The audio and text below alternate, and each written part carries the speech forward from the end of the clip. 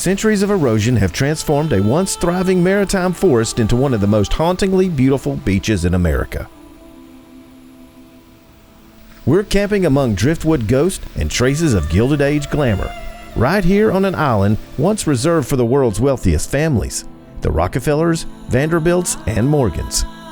Thanks to the state of Georgia, this former Millionaires playground is now open for everyone to explore.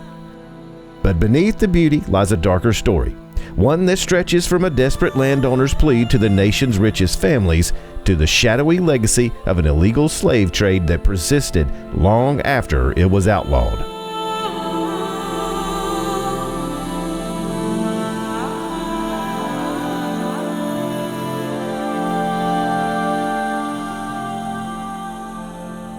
Coming up in today's show, we e-biked our way around the entire island, but a few unexpected run-ins and minor mishaps made the ride a little more challenging than we planned. Honey's got a flat tire. Yep, you can see it's bulging pretty good. We discovered the Georgia Sea Turtle Center and learned some fascinating facts while exploring the historic district's romantic and not so romantic past. We are camping on an island. Jekyll Island, to be exact. Hey y'all, Jamie, Tanya, Simon, and Annie here. We just wrapped up an unforgettable weekend at the Jekyll Island Campground here on beautiful Jekyll Island, Georgia. So stick around because we're sharing it all. The campground experience, the fascinating Millionaire history, and of course that unreal Driftwood Beach that you've seen all over social media. But beyond the beauty and the glamour, there's a deeper story here. One rooted in the enslaved Africans who built this island, and an even darker chapter that followed when importing enslaved people into the United States was outlawed, yet the illegal slave trade still cast its shadows over these shores.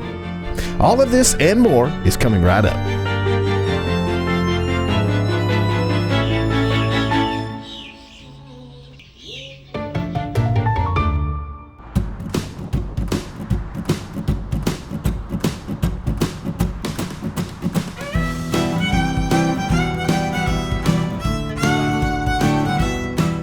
Learn all we can about Jekyll Island and the history of this island and what this island is all about. There's a lot of bike trails, so we're going to go check it out with our e-bikes.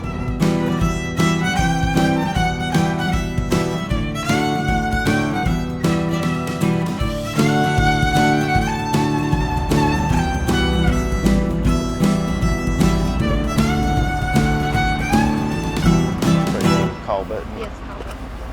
Just for help.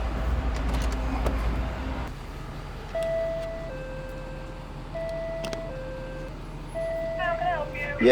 Yeah, I got a parking pass. I just want, guess you need my license plate number. Oh yeah, you can give me your license plate number. Okay, it's P as in Paul. Okay. I can do it. All right, thank you.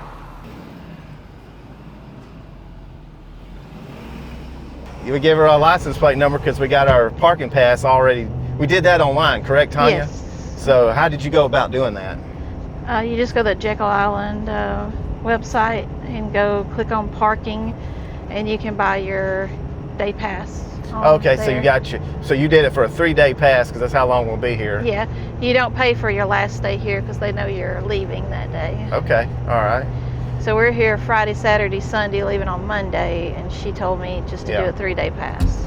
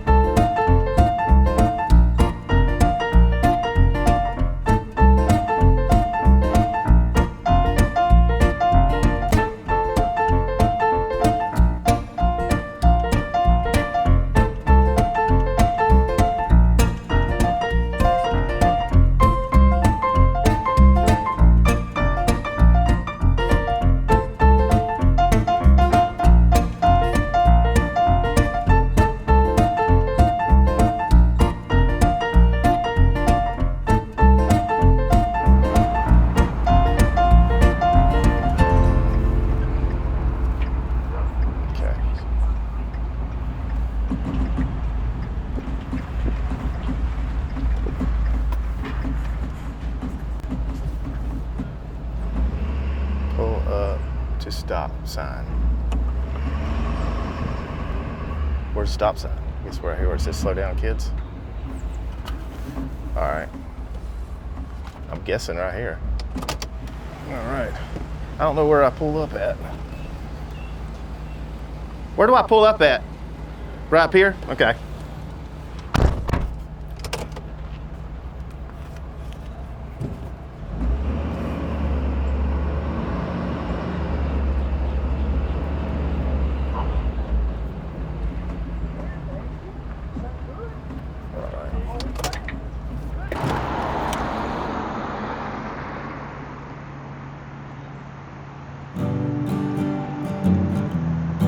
Jekyll Island Campground has been a fixture since the 1950s, when two business partners from Thomaston first opened it as Cherokee Campground. The Jekyll Island Authority took over in the 1990s, and while the place shows its age in spots, big changes are underway. The park is currently in the midst of a major expansion project. Staff told us work has been ongoing for about 4 years, but Hurricane Helene in 2024 brought heavy flooding and serious delays. Crews recently returned to the site with paving finished just last week, and construction is slowly gaining momentum again. Despite its age, the campground has everything you could need. 179 total sites spread across 18 wooded acres, including 167 full hookup sites with pull-through options, hot showers, laundry facilities, and a general store. It's also perfectly located for exploring every corner of Jekyll Island. We grabbed one of the largest full hookup pull-through sites, complete with water, sewer, and 50-amp electric. The wooded setting offers plenty of shade and privacy, exactly what you need in Georgia heat. We'll get into pricing and practical details later, but first, let me show you what brought us here.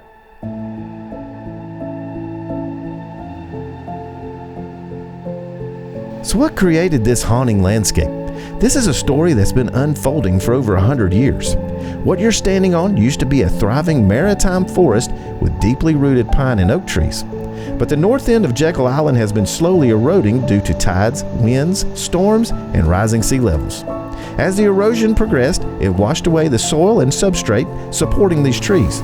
Without their foundation, the trees lost their footing and fell. The salt water, sun, and weather bleached and weathered them into what you see now. But here's the fascinating part. While the north shore is eroding and losing land, the south end of Jekyll Island is actually growing through a process called accretion, where sand and sediment gradually build up new land. It's nature's way of constantly reshaping these barrier islands.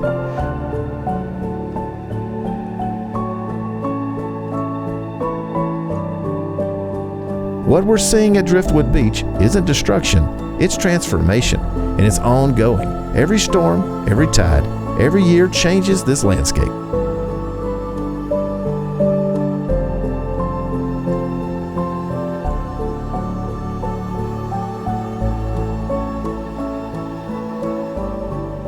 We are here at Driftwood Beach this morning. We made it down here just as the sunrise was coming up.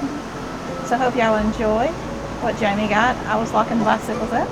So this is the thing to do. This should be number one on your itinerary, is to come here, down here.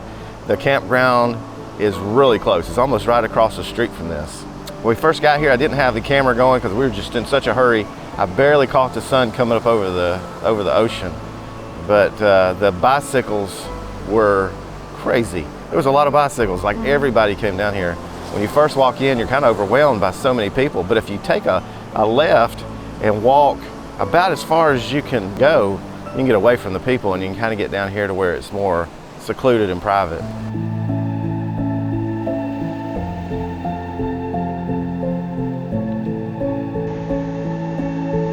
But Driftwood Beach is just part of what makes Jekyll Island special. The entire island is only 7 miles long, and it has one of the most fascinating histories of any place we've visited. While these ghostly trees stand on Jekyll's northern shore, the island's southern beaches hold a far darker story, one written on a November night in 1858. On a quiet stretch of Georgia coast, the waves still whisper a story, one of conspiracy, greed, and survival. This is Jekyll Island, and on November 28, 1858, it became the secret shore where one of America's last slave ships came to ground. Once the Wanderer was a symbol of wealth, a sleek New York racing yacht built for pleasure. But in the hands of Southern traders led by Charles Lamar, hidden tanks, a false deck, and iron shackles turned luxury into a prison. From the Congo River, 487 Africans were forced aboard. Packed shoulder to shoulder, they endured 6 weeks of hunger, disease, and death across the Atlantic. When the Wanderer reached Jekyll Island under the cover of darkness, only about 400 survived. But this landing was no accident. This ship came ashore on land owned by Henry Dubignon Jr., a slave-holding planter whose family had operated their plantation here with enslaved labor for generations. Henry was later federally indicted in connection with the Wanderer case and eventually was acquitted. But what's clear is that this isolated, privately owned shoreline became the perfect clandestine entry point in the shadows of these very dunes. The survivors were herded ashore onto Dubignon's property, then quickly dispersed and sold into slavery across Georgia, South Carolina, and Florida. Their names were mostly lost. Their pain was immeasurable. Yet a few stories survived, like that of Umwala, a young boy torn from his home. Decades later, in 1888, he would tell his story of capture and enslavement, becoming a symbol of all who came unwillingly to these shores. The Wanderer's voyage was illegal. It happened more than 50 years after the transatlantic slave trade was banned. Yet despite national outrage, no one was ever punished. Not the captain, not the crew, not the landowner whose shores these survivors were brought. It was the final act in defiance that shocked the nation and deepened the divide that would soon lead to the Civil War. Today, a memorial trail winds through the same shore, the Wanderer Memory Trail. 8 interactive exhibits guide visitors through Umwala's journey from capture to freedom. Recognized by UNESCO, a site of memory, this place ensures the stories once buried in the sand rise again, reminding us that history's darkest tides still shape who we are. As you walk these beaches, camp beneath these ancient oaks, remember, you stand where they stood. From the Atlantic's edge to the hearts that remember, the Wanderer still sails in memory, a testament to those who endured. In 1858, the Wanderer illegally landed here with human cargo. By 1888, it became the most exclusive club in the world, where memberships cost more than most Americans would earn in a lifetime.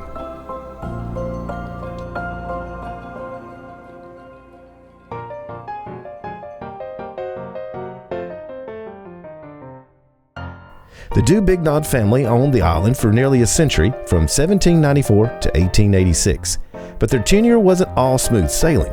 They faced devastating losses from the War of 1812, economic crashes, hurricanes, and ultimately the Civil War, which ended their plantation operations entirely. By the 1880s, John Eugene Dubignon, a savvy entrepreneur in banking, manufacturing, and shipping, had bought out all of his relatives to consolidate ownership. But here's the genius move. Instead of trying to develop it himself and compete with America's ultra-wealthy, he organized them to buy it. On February 17, 1886, the Jekyll Island Club was formed when these millionaires purchased the island for $125,000. That's about $4 million in today's money. Dubignon became the only local member of his ultra-exclusive club. And get this, at its peak, club members represented 1/6 of the world's wealth. We're talking Rockefellers, Vanderbilts, Morgans, Pulitzers, the absolute elite of the Gilded Age.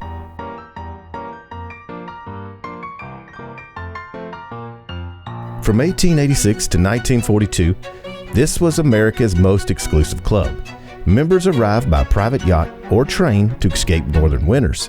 They built what they called cottages, but these were 15 to 20 room Victorian mansions with multiple fireplaces, servants' quarters, and every imaginable luxury. Each family tried to outdo the others architecturally. Italian Renaissance, Queen Anne Victorian, shingle style, it became a showcase of the Gilded Age, wealth and design.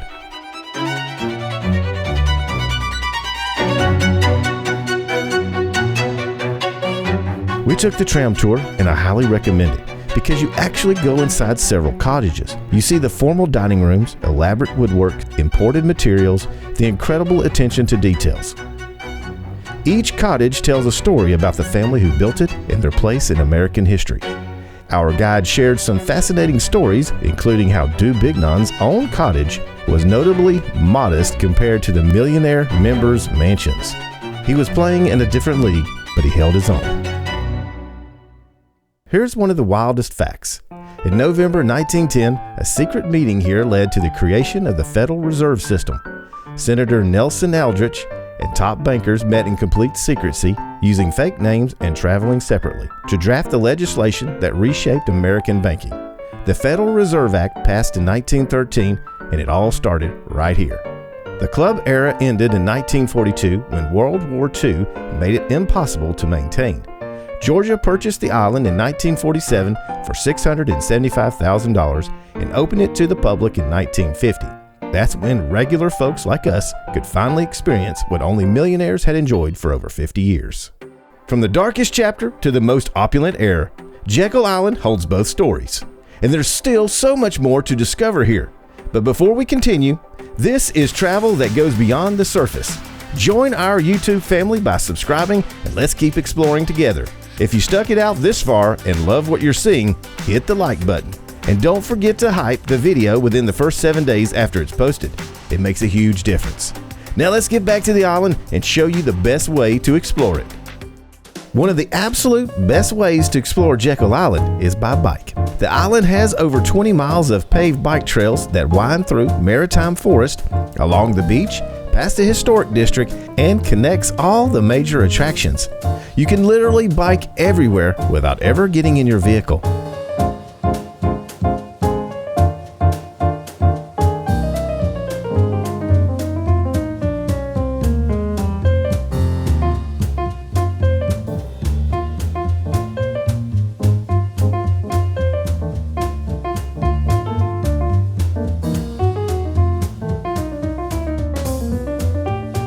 So the trail came to an end right here.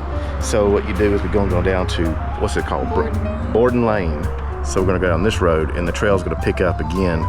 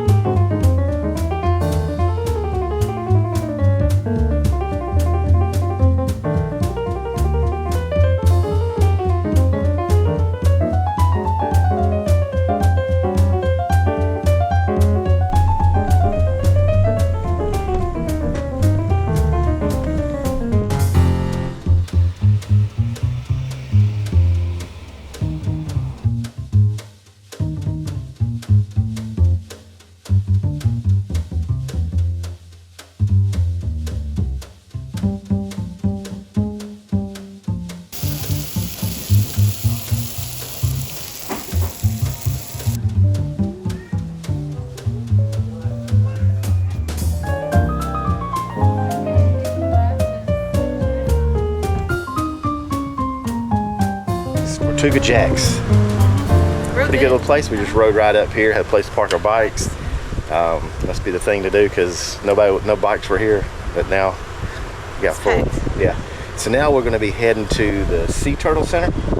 Well, we're going to go all the way around the island. We're going all the way around the island. Yeah. Okay. And then we'll go that way. Around. Okay.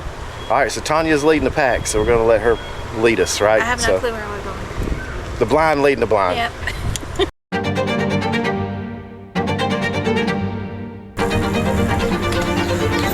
This way we go? We go this way? Oh, sorry. Excuse us. We're currently lost. I think we took a long turn. But we did find a place where you can rent bikes if you don't have a bike.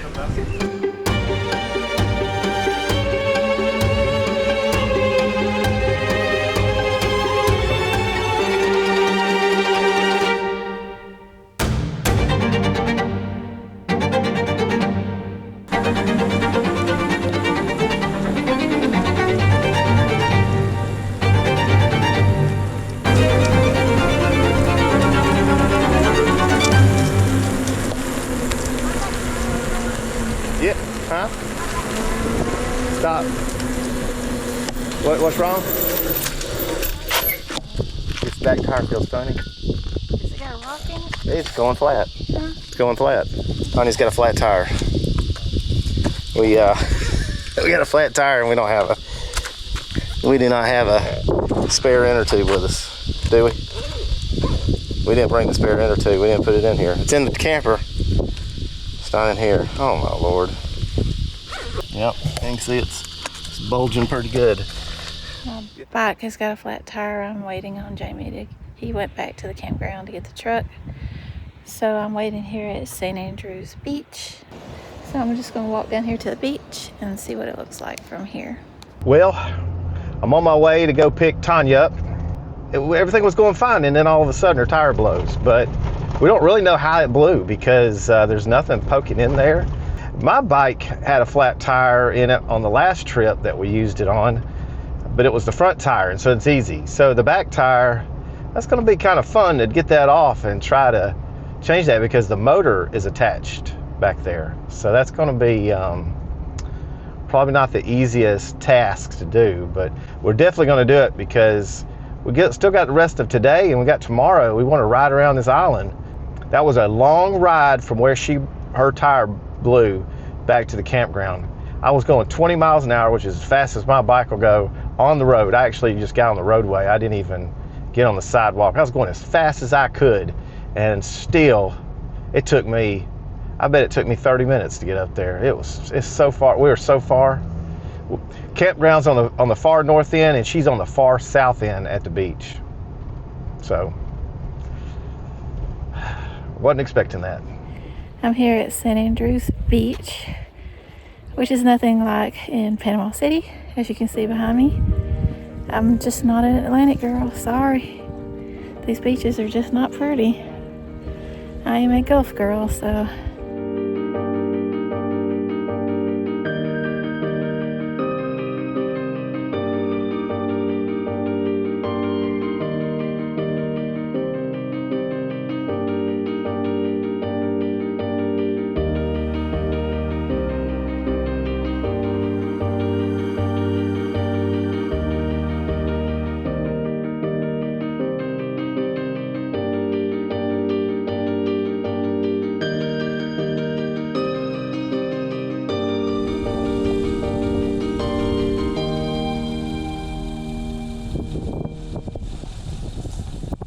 All right, Tanya. Yeah. What are we doing here? I Had to come rescue you. I had a flat tire. All right, so we put her in the tote. Yeah. I did find an inner tube back at the Okay. camper, Okay, good. so we got a replacement. So now it's just going to be a matter of how in the world are we taking a rear tire off an e-bike? All right, Jamie, what you doing? Well, we had to take your tire off. This is, since I'm not a bicycle mechanic, I'm trying to now figure out how to get this back on. I'd like to never got it off. Now it looks like I'm never going to get it back on. And somebody came by and said it's probably what the little sharp little spurs in the grass. They've had issues too. Yeah. So how's the trail now that you got a tire that's not flat? Oh, great. It took us about an hour to get change that tire. Yeah. Because trying to figure out how in the world to take the rear tire of a bicycle when you're not a bicycle mechanic, that was a true test of ingenuity to get that off. But we did it. We didn't video it because you didn't want to see this. No. You didn't want to watch me. I was not happy. but I got it. It took an hour. And now we're back on the trails, Yeah. and we're getting to look at beautiful places like this. Yes. So, come right along with us. Look at all these live oaks. I mean, this How is, huge. yeah, this is beautiful right here. Yep, absolutely. Jekyll Island, it's really nice.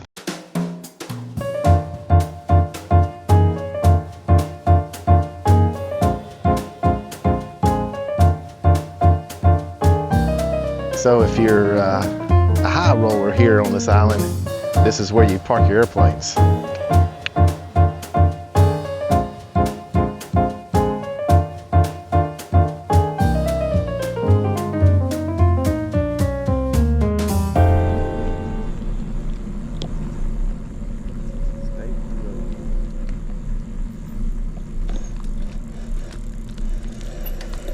So we're riding along and we hit a dead end. It says authorized vehicles only.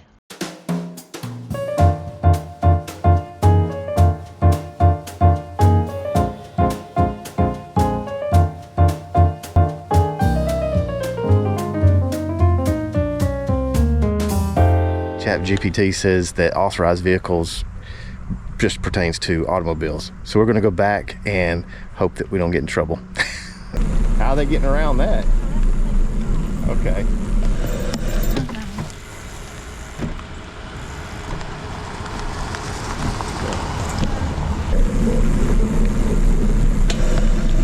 Ooh, I see some blue lights going, and what are you stopping for?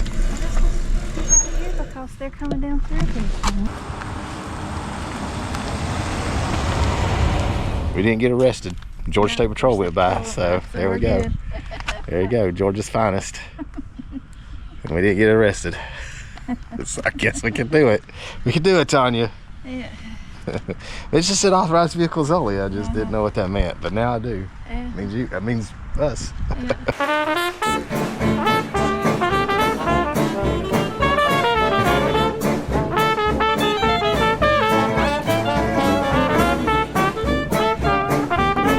Somebody's getting married over here. We're walking up through the grass right over here, Tanya. Getting pictures made. A little bride and groom over here. This was a house? It had an indoor pool?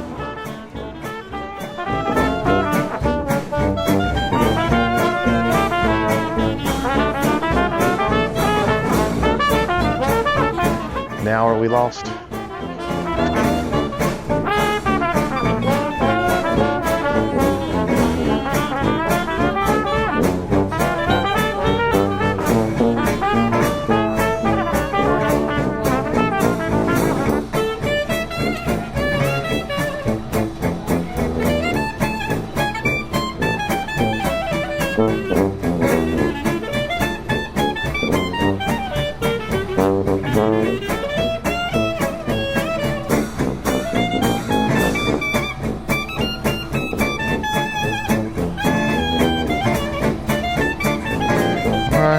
You know where we're at?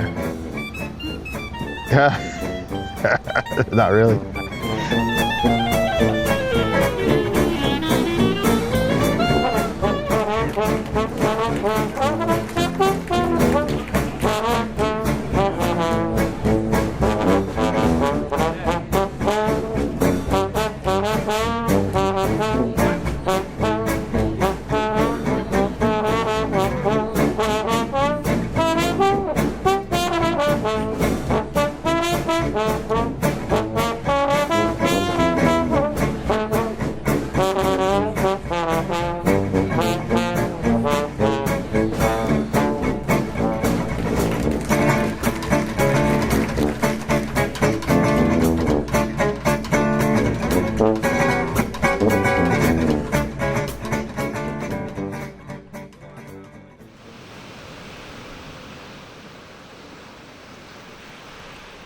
The next morning, we hopped back on our bikes and headed out to one of Jekyll Island's must-see stops.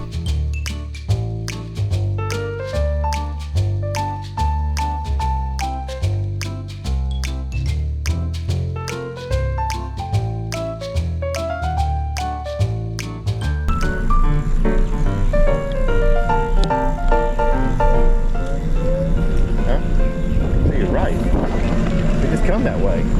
No. You just come from that way.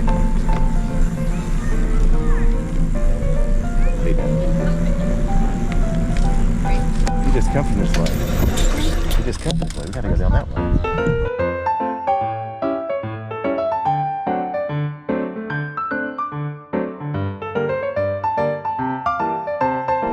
Is this it? The Georgia Sea Turtle Center is housed in a beautifully restored historic power plant. It's Georgia's only sea turtle rehabilitation facility. Since opening in 2007, the center has treated more than 3,000 sea turtles. Before that, any stranded turtle had to be transported out of state for care.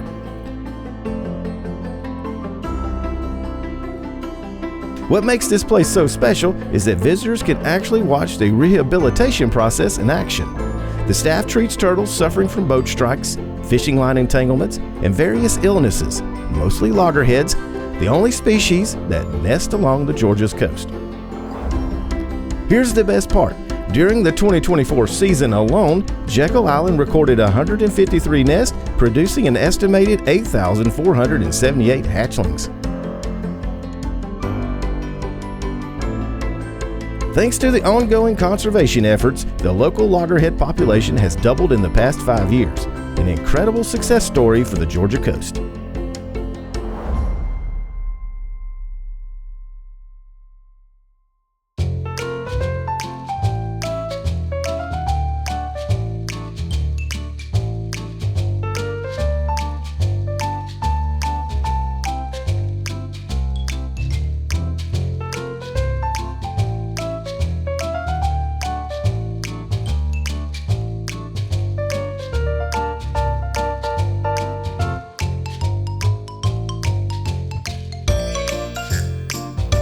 Oldest tree. On Jekyll Island. Oldest tree on Jekyll Island. How many years old is it? 375. 375 years old. Crazy. Yeah.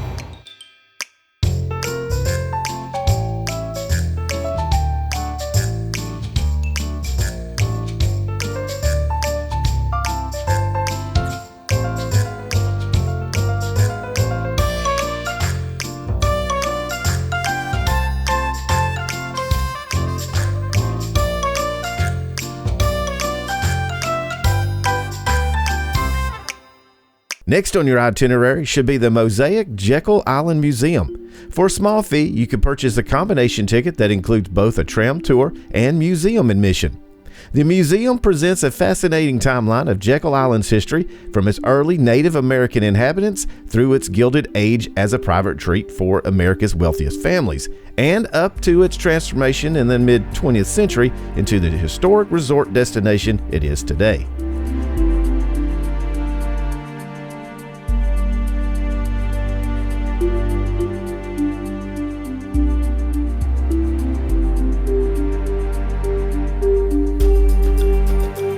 Tram tours vary throughout the week, so each experience offers something unique. Each tour includes a visit inside of one of the historic cottages. On ours, we toured the Dubignon Cottage.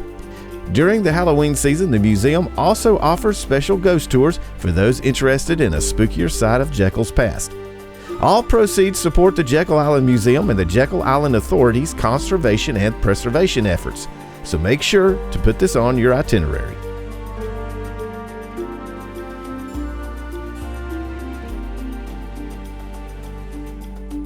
So currently, Tanya, what are we trying to do? Trying to find a right trail. Are we lost again? We are lost again. I don't know why he gets me. I'm going to be the navigator this time, which is kind of why I'm not holding the camera. I got the phone over here. Okay, let's see if I can figure this out. All right, come on, Tanya, let's go.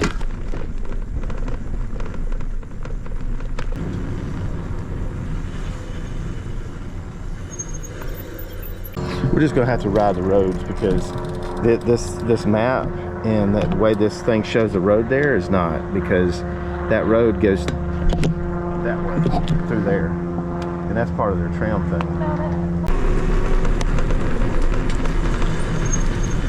Think that's it?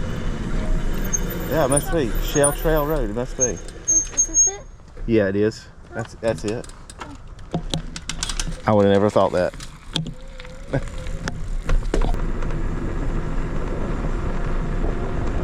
So we have rode our tails off on this island on these e-bikes, and I am not kidding you, we're somewhat kind of lost. We're on a road that looks kind of like it's abandoned. Like, I don't know that we're supposed to even be here. We found these deer. That was cool. This looks like a golf course that has been abandoned, because on Google it shows this being a golf course, but that's pretty run down looking for a golf course. So I guess it's run down. Deer have taken it over. Now we're trying to figure out where we're going.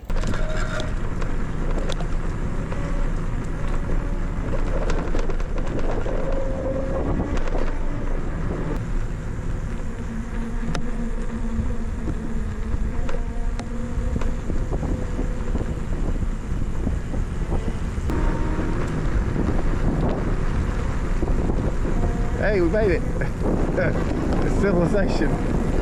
All right, it's civilization because we found the putt-putt course just on the main drag. So that road ended up bringing us here.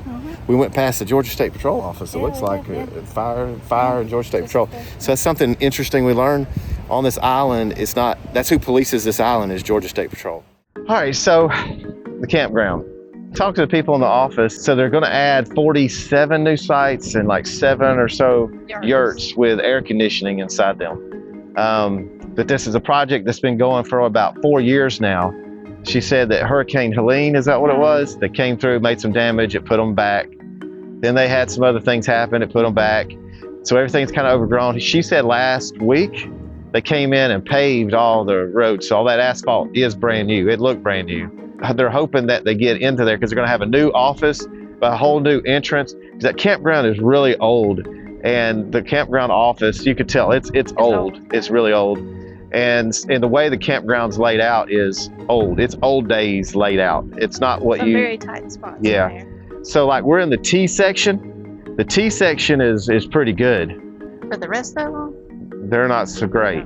Those are so close. I mean, you can see this in the video, but the T section is good. It's big rig friendly. When we first came in, I was like, man, I'm having to take some 90-degree turns, but they were doable. But you got escorted in, which you have to be escorted in. But anyway, they're going to be doing some upgrades. I think that the campground overall eventually will become a pretty good campground. Not that it's not good now, but I think it's going to really look nice. All those bathhouses have been redone.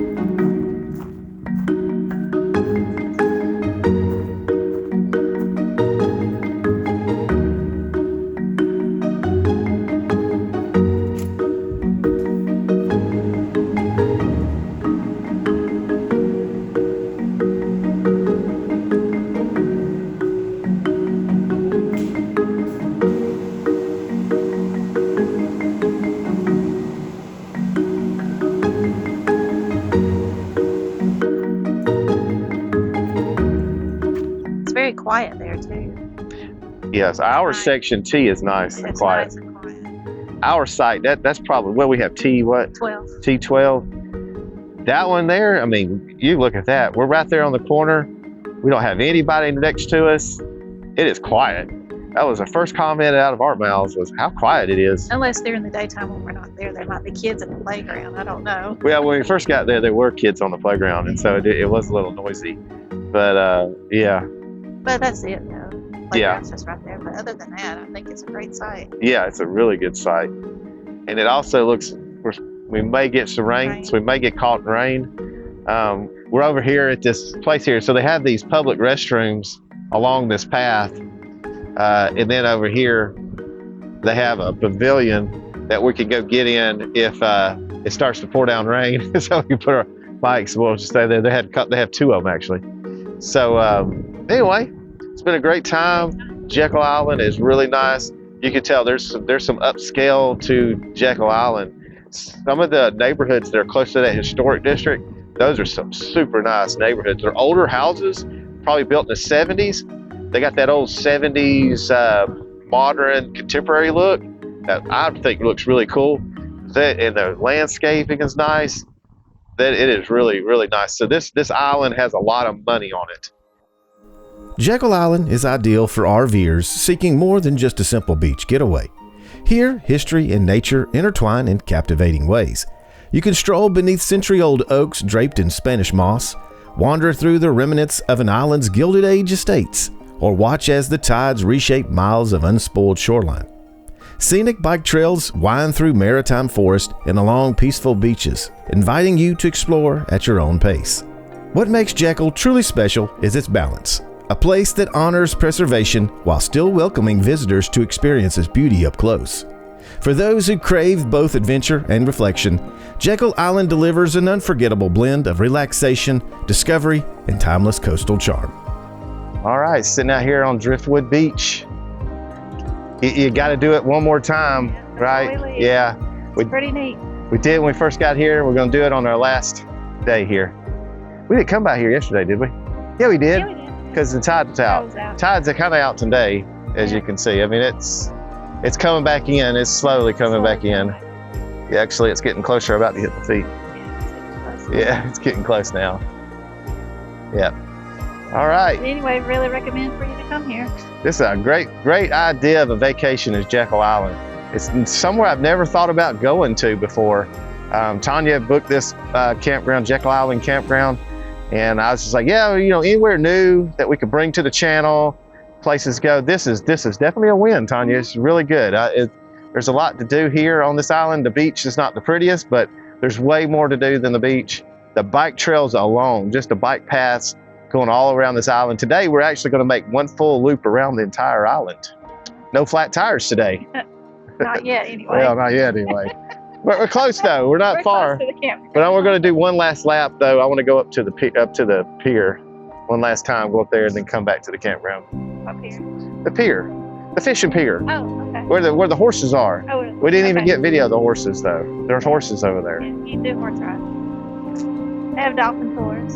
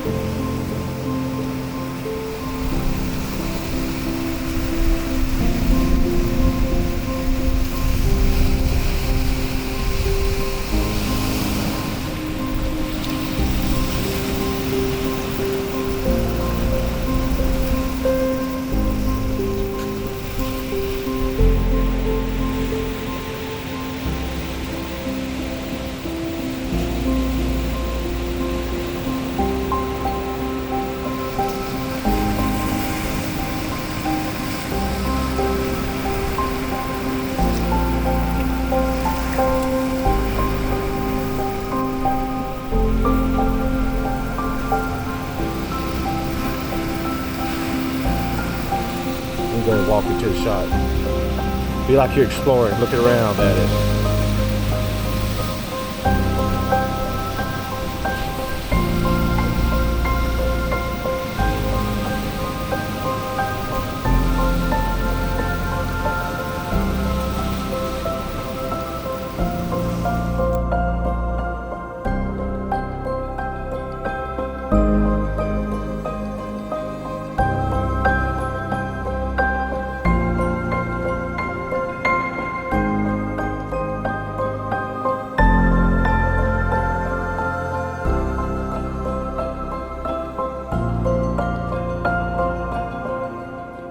Thank you for joining us on this adventure. We truly enjoyed our visit to Jekyll Island and learning about its fascinating past and importance in American history. Whenever a destination has a rich story behind it, I can't help but dig into its history. There's still so much more to uncover about Jekyll Island that we couldn't fit it in this video, but that just gives us a great reason to come back and explore further next time.